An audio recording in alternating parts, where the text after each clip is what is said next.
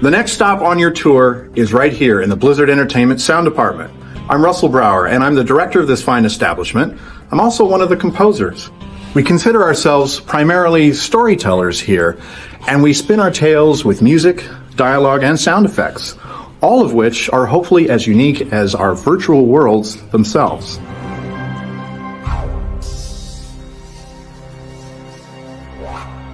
Well, in terms of the music for StarCraft 2, we generally divided it up along the lines of the different races. So Glenn Stafford worked on primarily the Terran music, Derek Duke did the Zerg music, and I did the Protoss music. Well, big surprise, I'm doing the Terran music again.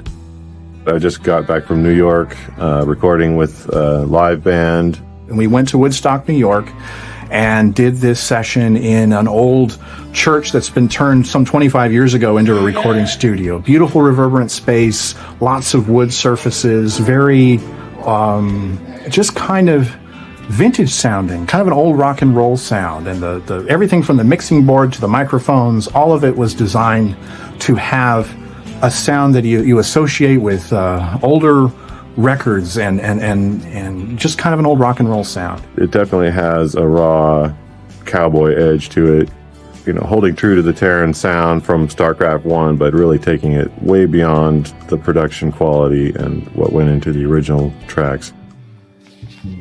We can, but we missed, we didn't get the accent at 27. These musicians are people who have played with just the most legendary musicians on the planet. They're studio people. They've played with a lot of our heroes and people we admire. We brought them all in one space, and they brought a level of musicianship and musicality to these songs that is just amazing. That'll represent a good portion, anyway, of the Terran music that you hear, at least in multiplayer mode and in the single-player missions when you're just building up troops and things like that. Getting a chance to work on the Zerg music again after all these years is fantastic. It's a big shift of gears going from World of Warcraft into Zerg, but it's fantastic. The music has a different kind of energy. Basically, when I'm working on the Zerg music, I almost always have the lights turned low.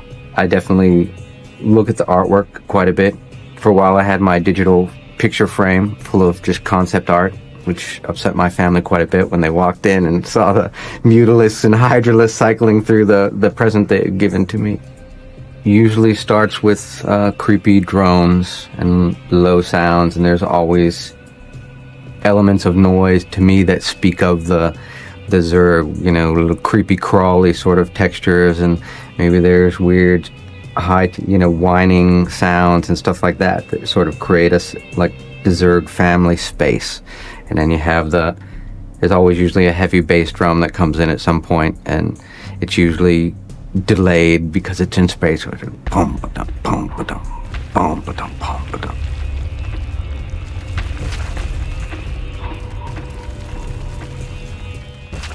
From the very beginning of the project, I put drawings, concept art, backgrounds, settings, whatever I could find from either the game development group or the cinematics group of the Protoss and their ships and everything that I could find. I put it on the walls and studied them, and I let that imagery sink in over time. So while I'm writing music, even if it's for something else, I'm kind of soaking all that in, and it comes out eventually in what I write. Their soundscape is a layering of mystical whisperings, and it's kind of musical hieroglyphs, if you will. And I try to infuse those kind of sounds with fairly traditional orchestral melodic sounds for emotion, and then some textures created through synthesizers or sound design that bring a level of magic or just ethereal otherworldliness to it. One way we differentiated the soundscape in its feeling and emotion from our other work, being World of Warcraft or Diablo, is we took our orchestral recordings to a completely different orchestra and a different stage. And so we went to Skywalker Sound up in Marin County on the legendary Skywalker Ranch. And there we got a more traditional film score type of sound to the room. The players in the ensemble were playing in a way that was just, it felt more like a film score rather than the more kind of primitive sound we've been going for in World of Warcraft. Whereas StarCraft is a little more space fantasy, and the melodies are a little more intricate, the rhythms are more intricate, and it's just a different sound.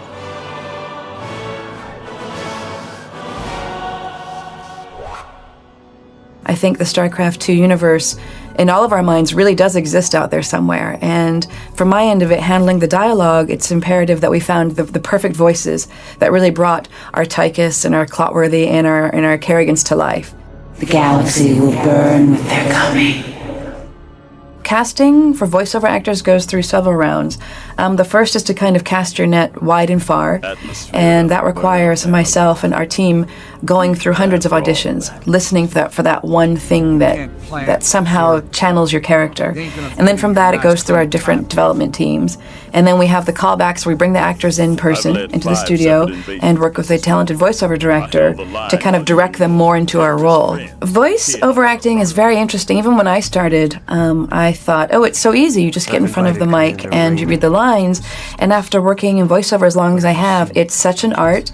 Movie actors and TV actors can rely on their body language to convey emotions and to kind of, emote what the character's going through, whereby a truly talented voiceover actor who only can use their voice to convey deep emotion or anger or rage is so challenging. And people tend to think, oh, it's so easy, we can use anybody, but really, when you get a good voiceover actor in there, there's been many times I've been in the booth and we're silent because we're drawn into the scene because the actor's so good, and just through their voice, we're there with them, living what they're living and seeing what they're seeing. Where we really get to have a lot of fun is with the piss lines. That's what we call them, the piss lines, and that comes from Warcraft, where you clicked on a unit several times and eventually that unit would get pissed off and start saying nasty things to you. Thor was a really fun character. One of the avenues that we wanted to pursue with the Thor unit was a certain accent that most people will find very familiar. It's over, you idiots! We brought the actor in and he absolutely nailed it. I mean, it sounded like Arnie in the booth. And he knew all the pop culture references and everything else that we used, and we used a bunch of them, and it was just a blast.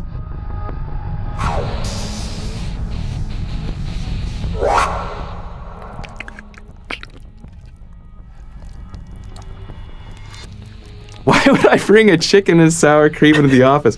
Well, it's the Zerg, right? I mean, it's some squishy, gross thing. And so originally I think the idea was I wanted sound for the creep. You experiment. You don't know that it's going to turn out the way that you want it to turn out.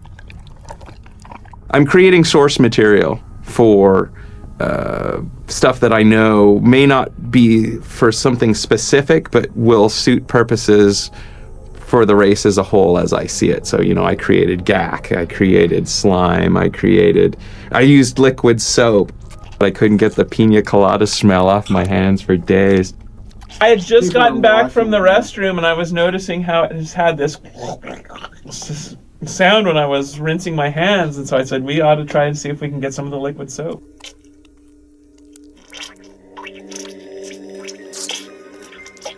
You're just trying a bunch of different stuff, and you never really know what's going to come out until you throw it in the session and you listen to it out of context and you start going, oh, wow, that's a cool sounding thing. This is a cool sounding thing. Largely, it's all improvisational. You really don't know what's going to happen. So, that totally sounds like a creature right there. Yeah, it does. Yeah, it just sounds like some freaky alien creature. I was originally listening to these liquid soap files, and we had the door open here, and Paul was in here, and Glenn was in here, and we're listening to them. And Chris Metzen walked by. Then he comes back and sticks his head in, and he's all, did you just mic the upstairs bathroom? Gack. Take one. I don't see really any difference between what I do and what a composer does, to be honest. It's just different music.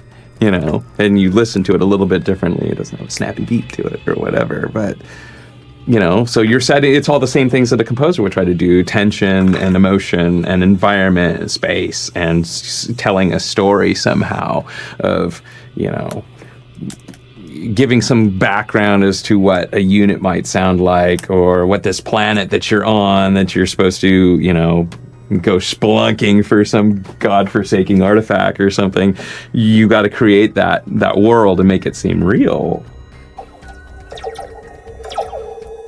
So you could be a laser, or another laser, or a shark with a laser. We have had a lot of fun working on StarCraft.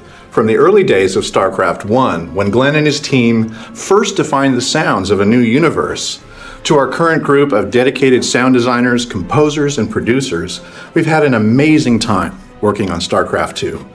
So from all of us at Blizzard Sound, log into BattleNet, turn up the volume, and enjoy.